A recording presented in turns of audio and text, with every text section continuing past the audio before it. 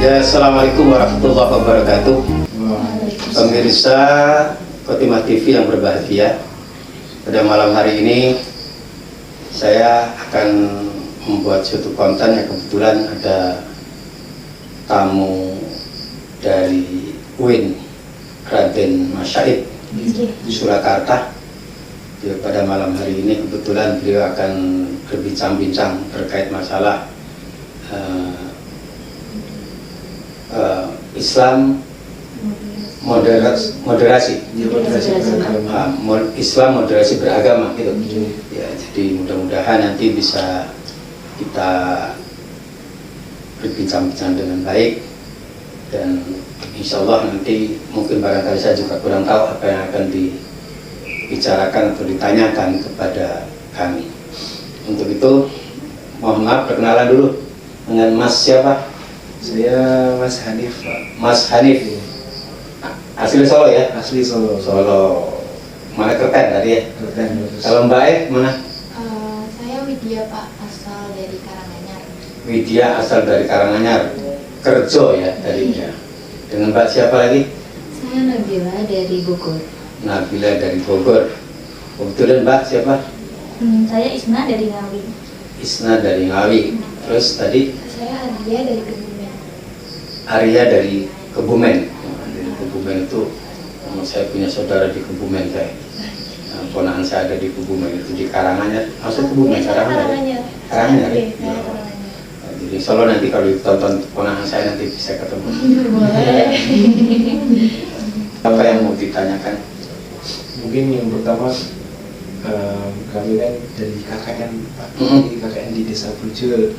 Nah, kami dapat tugas untuk membuat video profil tentang desa ini, dan tema kami adalah moderasi beragama. Nah, yang ingin kami tanyakan itu tentang, yang pertama tentang kondisi keagamaan masyarakat Brujul di sini terlebih dahulu. Jadi mungkin apakah antar umat beragama itu saling menghormati satu sama lain, memiliki rasa toleransi atau tidak? Mungkin Bapak bisa bantu menjelaskan. Iya, terima kasih Mas Hanif. Jadi kebetulan di Kabupaten Karanganyar, Kecamatan Jaten dan Desa Brujul ini kan memang jumlah masjid itu sekitar 13 masjid ya. Beraneka ragam, dalam arti kata memang kami di sini ada juga paham-paham yang berbeda ya. Dari ada Nahdlatul Ulama, seperti saya kebetulan sekarang di PCN itu sebagai lembaga takmir masjid Nahdlatul Ulama Kabupaten Karanganyar, dan juga pengurus provinsi lembaga takmir masjid. Kebetulan kalau di Brujul ini saya dulu yang sampai sekarang masih didahului sebagai ketua Foknas atau koordinator lah, kalau istilah ketua bukan ketua, koordinator Foknas. Foknas itu singkatan Forum Komunikasi Antar Masjid. Ya, jadi semua masjid-masjid itu kadang-kadang kita koordinasi tentang perkembangan apa, permasalahan apa kita bahas. Nah, karena masjid itu beda-beda, ada yang NU, ada yang Muhammadiyah, ada yang LDI, kan gitu Pak. Ada juga yang mungkin walaupun tidak mengatasnamakan masjidnya, tapi ada yang Salafi, ada yang juga MTA, kan macam-macam. Jadi sehingga pas ketika kita kumpulkan ya kita sudah yang sifatnya itu yang umum saja, tidak membahas tentang masalah paham dan lain sebagainya. Jadi habiskan paling yang kita koordinasi terkait masalah keorganisasian, perkembangan, atau misalnya tentang Idul Fitri, panitian siapa, kalau di lapangan itu kan karena ada sebagian di lapangan, sebagian di masjid. Nah, kemudian bahwa karena perkembangan cukup ya berbeda tadi ya, artinya maknanya dari masing-masing takmir masjid kadang-kadang berbeda, tapi kita saling menghargai, kita saling menghormati, tidak ada rasa saling membenci dan lain sebagainya. Apalagi kebetulan saya di Nahdlatul Ulama itu kan memang di sini ada di gedung MBC-nya, juga ada di Dusun Gulunan ini, kalau jalan raya itu ada masjid sebagai cabang Nahdlatul Ulama. Kebetulan saya dulu yang merintis, yang membangun, saya dalam arti kata yang bukan bangun duit saya, tapi maksudnya nggak ada bantuan dan itu ada tanah wakaf di sana.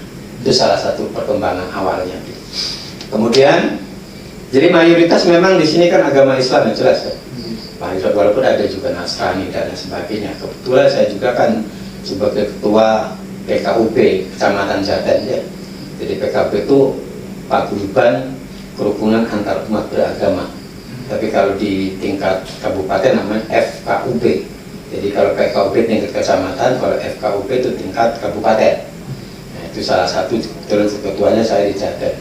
Dan kemudian juga saya sebagai ketua Dai Kamtibmas yang dibentuk oleh Polres Karanganyar. Nah, jadi ada forum Dai Kamtibmas yang khusus dai-dai yang memang itu tergabung, saya ambil macam-macam. Jadi ada yang dari Nahdlatul Ulama, ada dari Muhammadiyah, ada yang dari MTA, ada yang dari LDI, semua terangkul semua. Namanya di Dai Kamtibmas maupun FKUB, PKUB juga sama. Kalau PKUB malah justru ada juga yang dari Nasrani, dari Buddha, dari Hindu dan lain sebagainya. Itu kebetulan ketuanya juga saya di Kecamatan Jaten. Nah, jadi maka kalau di Brujul itu ya saya rasa masih kondusif. Ya. Ini berarti sebelumnya ini belum ada atau tidak ada konflik antar agama atau antar kelompok atau antar ormas itu mungkin. Kebetulan selama ini tidak, walaupun ada riak-riak kecil umpamanya pada ya isu umpamanya, bukan sampai terjadi konflik isu seperti itu, tapi langsung kita tangani. Dalam arti kata, oh ternyata ada yang ditakuti laskar umpamanya kan. Kemarin yang betul Idul Fitri kemarin itu Idul Adha atau Idul Fitri lupa saya, kebetulan yang khotibnya dari laskar ini, wah ditakutan bakal gini, tapi ternyata malah justru baik-baik aja. Nah, tidak ada masalah apa-apa. Jadi semua kita rangkul dengan sedemikian rupa, jangan sampai ada permasalahan mungkin masalah itu. Ketika ada permasalahan ya kalau mungkin walaupun bukan di Brujul kan, ada terkait pendirian gereja dan sebagainya, bukan di Brujul kan tidak ada. Nah, itu juga kita selesaikan dengan baik. Selesai. Jadi kalau tadi ada riak-riak kecil di Brujul tadi, itu pun juga sudah diatasi dengan musyawarah gitu atau gimana? Ya, jadi kebetulan kan ada beberapa umpamanya contoh, ada paham yang berbeda dalam artian contoh saja. Oh di sana ada yasinan, di sini tidak ada yasinan, umpamanya kan itu. Di sana boleh tahlilan, di sini tidak ada tahlilan kan itu. Itu kadang-kadang memang di masyarakat kan ada rasa di mana. Tapi ya kami jelaskan saja, sudah.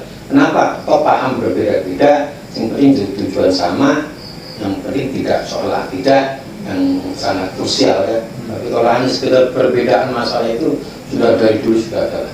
Jadi nggak apa-apa, yang monggo yang ikut kami, yang monggo yang nggak ikut ya silakan, gitu aja kalau kita. Nah, kalau terutama kalau di Ngulunan sini, di Soko itu akur-akur aja, biasa aja nggak masalah. Walaupun mohon maaf, Soko sama Ngulunan juga kadang-kadang memang ada berbeda, sedikit berbeda. Kalau ini kan mayoritas NU ya.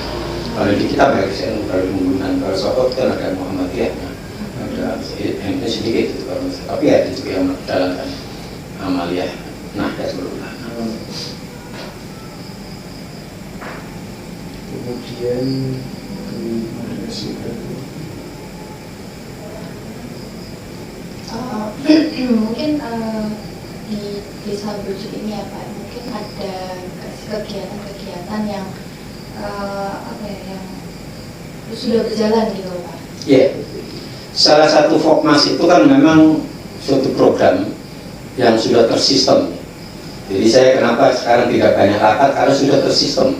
Kalau sudah tersistem, contoh umpamanya jadwal Idul Fitri, Idul Adha yang di lapangan itu sudah terjadwal sampai tahun 2028 pun sudah terjadwal. Jadi sehingga kan nanti giliran masjid mana itu, dan itu sudah rutin. Dulu memang waktu belum ya banyak hal-hal yang sibukan dan sebagainya, perkembangan zaman berbeda. Kita ada rutin pemain keliling, kalau tarling, pemain Pokmas. Kalau masjid kembali akhirnya malah kewalahan di masjid sendiri kan jadi terkebengkelai kan itu, sehingga akhirnya sudah disepakati ya program-program semacam itu. Kemudian kedua, ada program yang di Desa Brujul terutama itu adalah terkait di Fokmas itu kan ya saling mendukung dalam program apa saja. Umpamanya kalau makan karena masing-masing masjid berbeda ya, berbeda. Paling kita umpamanya yang terkoordinasi satu zakat fitrah, itu kira-kira kita berapa datanya, kita baru kita kumpulkan, kita laporkan ke KUA biasanya atau Kemenak kan, atau misalnya kurban yang kemarin kan itu sepakat kita masing-masing yang terkait masalah seperti itu. Tapi kalau yang kegiatan dulu sekarang apalagi zaman modernisasi ini ya, pengajian pun agak sudah berkurang dalam arti atau pengajian apa? Karena orang senang nonton YouTube, sudah senang nonton YouTube. Orang mau atau untuk pengajian, mau mana ada pengajian apa di sana, orang nonton YouTube aja bisa kan gitu. Ceramah nonton YouTube bisa. Salah satu modernisasi itu. Jadi perkembangan zaman demikian. Jadi berbeda seperti zaman dahulu kalau kita nyari pengajian di sana. Nah, ini lagi kredit sebenarnya pengajian rutin. Nah, pengajian rutin itu hampir setiap masjid, saya kurang tahu di Soko subuh masih ada tuh dia. Kemarin masih ada katanya. Kalau kita di Salat masih ada pada subuh ada pengajian rutin, walaupun hanya 10 menit atau berapa menit ya. Di tempat saya sini juga setiap subuh pasti ada ceramah itu. Kalau dengan pengen hadir subuh di sini pasti ada ceramah, walaupun salah kadar yang ceramah ibu-ibu yang penting kayak belajar. Tapi rutin sejak tahun 2004 sampai sekarang ya. Sudah berapa tahun itu? Hampir 20 tahun ya. 20 tahun dari 2004 itu sampai sekarang sudah salah kadarnya, yang penting rutin. Nah, rutin. Walaupun kalau ada hal pagi kita sering keluar sih, kadang-kadang ceramah di sana, ceramah di sini. Itu salah satunya. Enggak, barangkali yang lain. Biasanya kan kalau di setiap desa kan pasti memiliki kepercayaan berbeda-beda Pak. Terutama mungkin orang-orang yang masih memiliki unsur kejawiannya sendiri gitu Pak. Lalu gimana menurut Bapak tentang adat istiadat atau mitos-mitos yang ada di desa Brujo sendiri? Ya, adat istiadat kebetulan kalau dalam kaidah usul fikih itu namanya adalah uruf. Uruf itu adalah tradisi. Ya. Nah, tradisi selama yang tidak bertentangan syariat jalankan. Contoh nanti di sini barangkali penjenengan masih ada di sini KKN, nanti tanggal 15 ya, tanggal 15 itu ada di makam nanti kumpul satu dusun dalam rangka. Nah, biasanya kadang-kadang bisa satu suro atau malam 10 suro. Karena satu suro kemarin ada benturan banyak, maka kita tetap ya 10 suro. Karena tahun kemarin juga 10 suro. Kalau di sini itu memang ada setiap tahun itu dua kali, satu ruah, kedua suro ini. Nah, suro itu nanti kita kumpul semua warga satu dusun itu kumpul, bawa makanan masing-masing, dewe-dewe, suku kucing atau apa terserah, ada buah, ada yang kerupuk, ada yang macam-macam, kan ada minuman, kumpul ke jadi satu, gitu. Nah, nanti di sebelum kalau makam kan di sini, ini jalan, di jalanan nanti kan itu. Karena jalan pelosok, ada soundnya, ada lampunya. Kalau suro itu malam hari memang biasanya. Kalau rumah itu kadang-kadang ya dulu programnya seperti setiap malam, tapi gak ada yang hujan, kadang-kadang terpaksa pagi kan gitu kan. Jadi tetap jalan malam, mudah-mudahan tidak hujan. Nah, jadi kumpulkan nanti kita zikir bareng, doa bareng, dan tak sudah tak sket jumlahnya itu ada sekitar 300 sekian yang sudah almarhum, ya toh, itu sudah tak data. Nanti kita bacakan satu-satu. Oh, semangat. Jadi tujuannya supaya apa? Tradisi semacam ini 10 Muharram atau 10 Suro itu bukan dia tradisi, tapi itu juga memang dalam arti kata dalam sejarah bahwa malam 10 Muharram itu kan adalah malam yang sakral, banyak terjadi apa-apa, termasuk pemenggalan kepala Sayyidina Husin. Itu juga salah satunya pas ketika tanggal 10 Muharram itu. Nah, kita laksanakan itu nanti berdoa bareng. Jadi setelah itu baru masing-masing warga nekat karena bawa kembang dewe, kali makan supaya setelah makan baru kita makan bareng ya, di jalan itu sudah disiapkan. Ya makanan bawa sendiri, ada yang telung bungkus macam-macam, dipangan deh bareng-bareng gitu. Walaupun hijau-hijauan, mana aku bawa ini makan ini dan sebagainya. Itu sudah tradisi, sudah hampir mungkin ya berjalan waktu hampir mungkin 10 tahun atau berapa sudah berjalan tradisi semacam itu, tetap tak lestarikan. Apa tujuannya? Supaya bahwa satu catatan tadi, bahwa dia jangan sampai Pak dulu membesarkan dia, ngasih warisan apa, tapi orang eling kalau Pak kayak gitu, maka dicatat namanya orang gitu. Pertama, kedua, bahwa di makam itu nanti kan ada nekar tadi ya, ziarah kan gitu, ya supaya biar ziarah. Jadi ini orang tua saya di sini, mungkin ibu saya, bapak saya dan sebagainya. Tapi kalau tidak dipaksakan seperti itu, kadang-kadang orang lupa. Kenapa Kak desain acara semacam itu? Supaya dipaksakan dulu pertama, lama-lama sadar, iya, kebutuhan seperti itu. Ini salah satunya itu. Memang kalau di sini, terutama di sini, yang sudah berjalan itu hanya di dusun saya ini. Gurunan, kalau di Soko mungkin belum berjalan, atau di tempat Brujul. Nah, kalau tapi di tempat-tempat yang lain sudah berjalan, kayak di Jaten, sudah berjalan di Seroyo itu juga jalan. Jadi tidak semua dusun berjalan. Berarti sih. Jadi cuma di dusun Gununan ini. Kebetulan saja karena rasa saya awalnya memang ya sebenarnya kalau memang barangkali diikuti yang lain juga ada. Kalau dusun-dusun lain juga banyak mengikuti kok masalah seperti itu. Jadi acara ruah biasanya atau mungkin suro itu biasanya. Jadi kalau misalnya kayak saya tadi dapat informasi dari Pak Jar itu ada di Brujul ini, desa Brujul ini ada beberapa punden. Pundennya itu mungkin bisa Bapak bantu jelaskan itu tradisi seperti apa, dari mana sejarahnya, atau mungkin sekarang apakah tradisi ini masih dilestarikan? Ya, kebetulan 3 hari yang lalu saya ceramah di sebelahnya kelurahan itu ada dusun Ngalasan ya. Ngerti ya? Di dusun Ngalasan. Kepada masjid saya kemarin ceramah di sana. Depan masjid itu ada pohon besar. Ya, yang dulu itu sempat kontroversi bahwa pohon itu adalah akan dibongkar. Kalau di Asalam, di perumahan sini ada masjid Asalam. Itu di kuburan itu bergandeng dengan makam itu. Kebetulan juga di sana ada pohon yang cukup besar. Nah, kalau di Sobayan itu juga ada pohon yang cukup besar. Nah, kita sebagai orang yang beragama Islam, yang dalam arti kata supaya tidak terjadi kemusyrikan, ya, karena bahaya kalau sampai terjadi musyrik. Orang tadi tradisi orang sini seakan-akan bahwa pohon besar itu nanti dikasih apa sesajen dan lain sebagainya. Nah, tidak demikian. Jadi saya tak jelaskan begini. Tidak perlu pohon itu dibongkar, ya, karena apa? Justru itu sumber air, ya. Nah, jadi kalau kebanyakan di mana ada sendang, ngerti sendang, pasti ada pohon besar. Kalau sendangnya itu tidak pernah sat, ya, karena ada pohon besar itu. Mungkin seminggu atau 2 minggu yang lalu saya ada acara di daerah Palanggaret. Kebetulan saya ada acara dengan PWI di sana dari beberapa di kecamatan Akamat itu, dan di sana ada satu musola namanya Istiqomah, ya toh, dan di sana ada sumur kawat namanya. Sumur kawat itu sumur tua banget, 200-an tahun, dilestarikan di sana. Sumur itu rasat kan itu. Ternyata ya ada pohonnya masalahnya, ada pohon besar. Jadi pohon besar itu fungsinya menyimpan air di sana.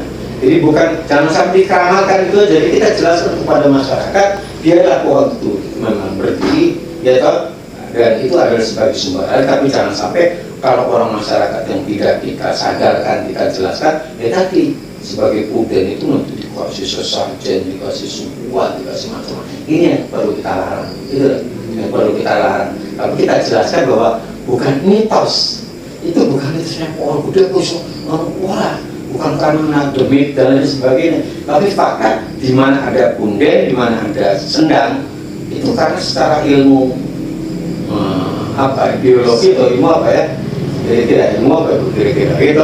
Bahwa ini memang fakta seperti itu. Pasti ada air yang tidak bisa akan habis gitu. Bukan karena ada mbah atau gimana gitu. Jadi tetap kita jaga, tapi secara ilmiah. Ya, harus dijelaskan secara ilmiah, harus dijelaskan. Tidak boleh segala sesuatu yang kadang-kadang menjadi suatu mitos yang kadang tidak masuk akal, apalagi berbau mistik. Ya. Maka kenapa juga termasuk orang kita ziarah di kuburan kan, pada rumah yang menangkap, rumah kok ada di kuburan, rumah aja nyampe, katanya kan itu toh. Tidak ada misi. Sebab kalau di rumah saja tadi lama-lama lupa. Tapi kalau ke makam ben mati, salah satunya tujuannya supaya ben ingat akan kematian itu. Nah, itu salah satunya. Jadi perlu diluruskan, segala sesuatu perlu diluruskan. Kalau tidak diluruskan pasti ada hal-hal yang demikian. Contoh umpamanya ya kan, ada tradisi juga. Nanti kan ini suro ya, nanti juga ada biasanya sop-sop di gaya bacaan kan gitu toh. Nah, lahirmu cuma tahu apa? Kenapa?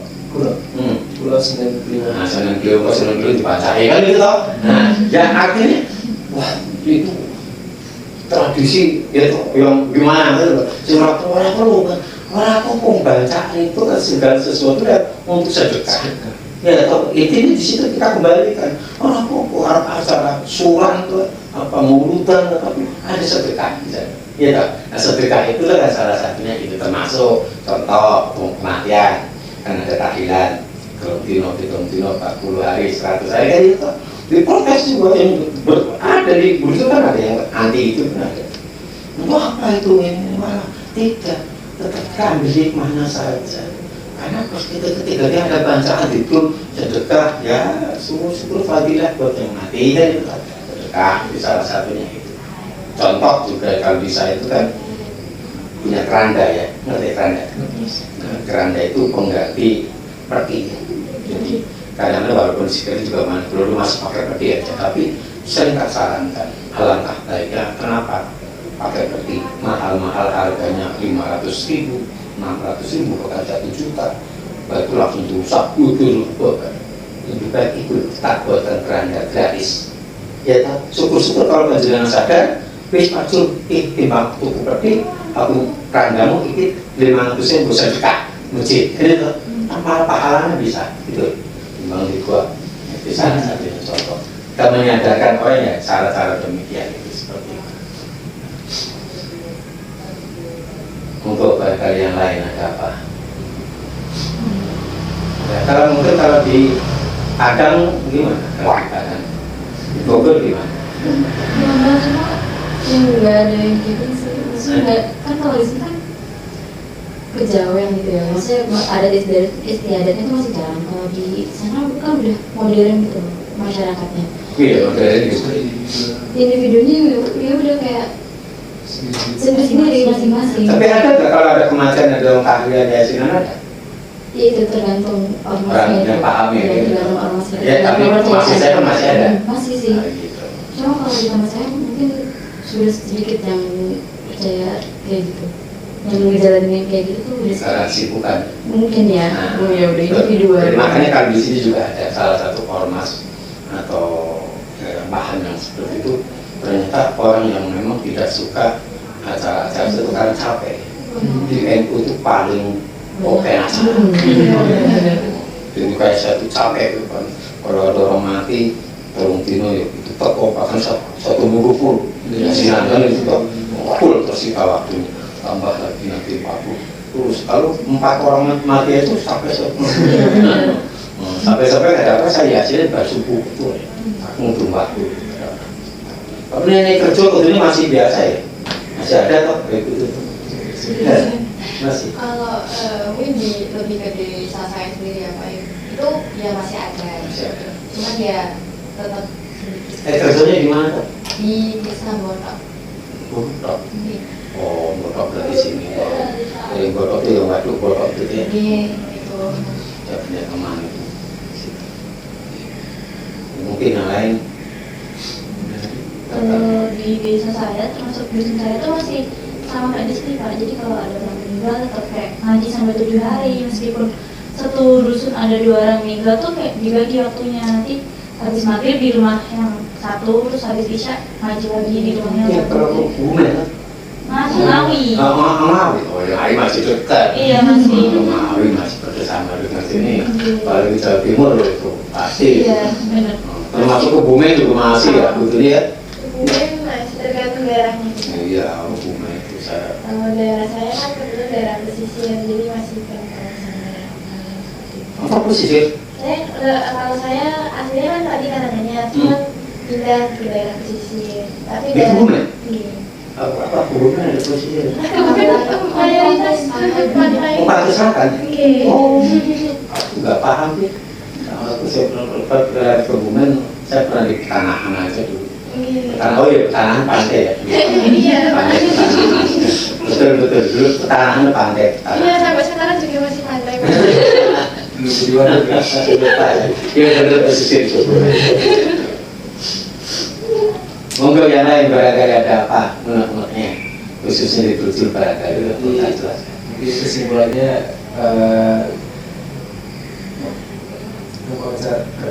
masyarakat dusun ini beragama dengan baik di Paknya, tidak ada gesekan, tidak ada konflik, bisa masih toleransi masih terjaga di sini. Ya, alhamdulillah. Jadi walaupun memang tadi ada perbedaan yang paling seperti itu, aku tidak suka gitu, tapi tidak ada sampai terjadi hal yang begini bisa terjadi bentrok karena itu seperti itu. Karena mungkin salah satunya itu masyarakat itu masih masyarakat yang ya mohon maaf ya, walaupun yang mayoritas amaliyahnya itu Nahdlatul Ulama ya, itu kan kebanyakan itu kan Yasin dan segala macam. Semua mayoritas ya seperti itu, masih menjalankan itu.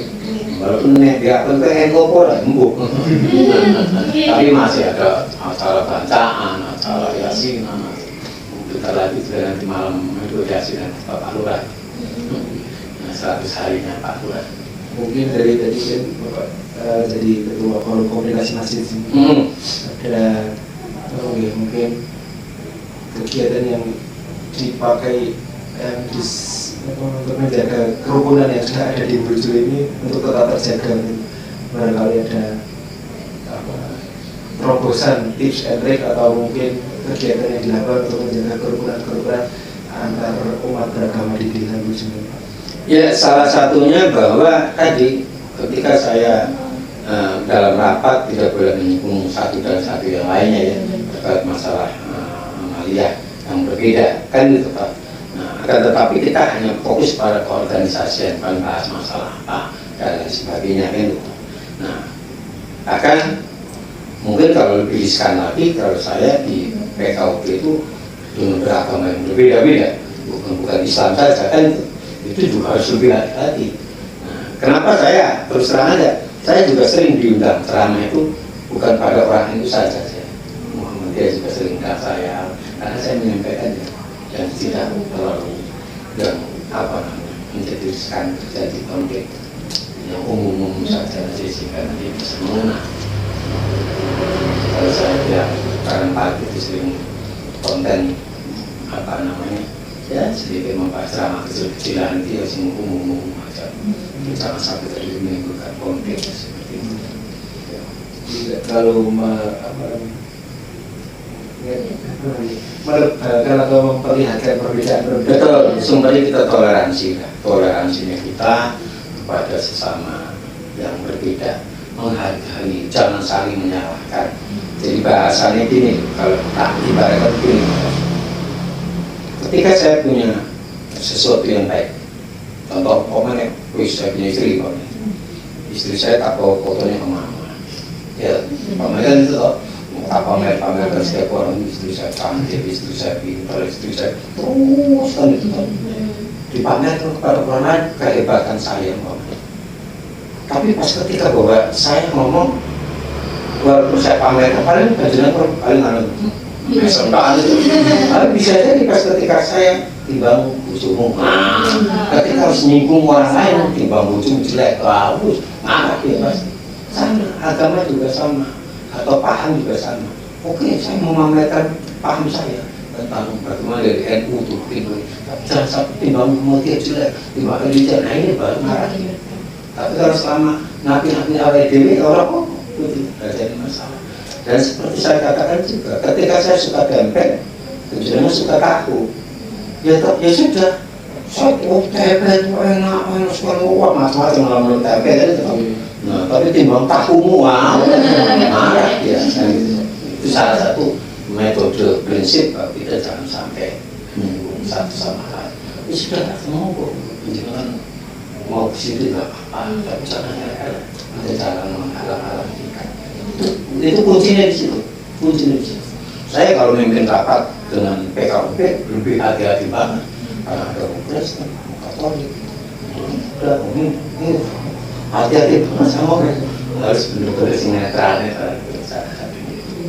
Saya pernah dalam beberapa bulan lalu diundang ceramah di gereja. terima ya. Untuk semua para pendeta kontra kayak gitu, asal masalah.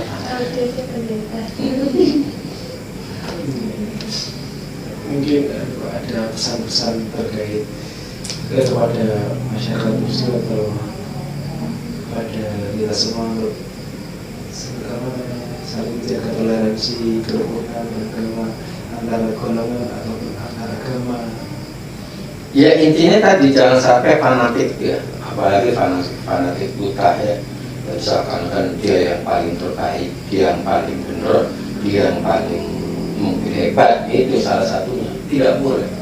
Selama kita saling menghargai perbedaan itu memang pasti ada, karena itu rahmatan lil alamin. Allah itu menciptakan perbedaan itu suatu rahmat.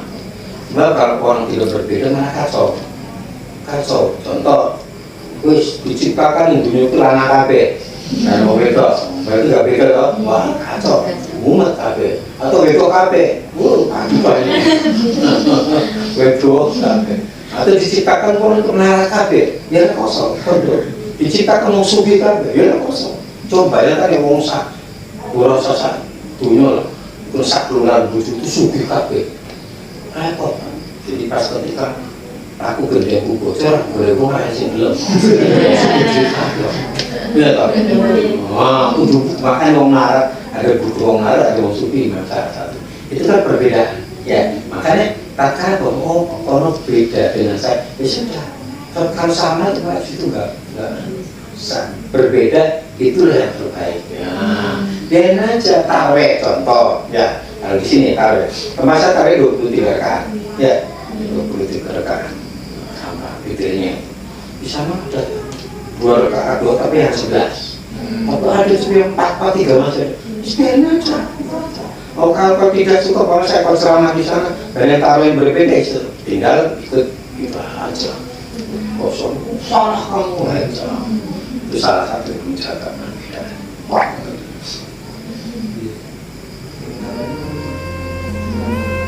Sudah.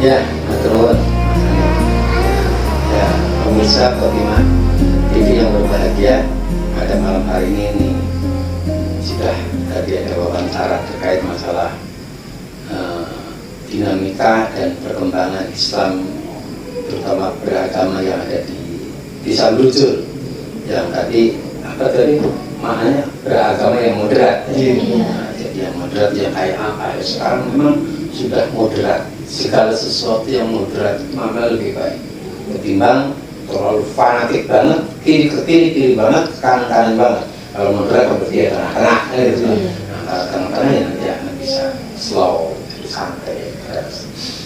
Demikian mungkin pemirsa Khotimah TV, mudah-mudahan bermanfaat. Hari kalam bila taufiq wal hidayah. Assalamualaikum warahmatullahi wabarakatuh. Waalaikumsalam.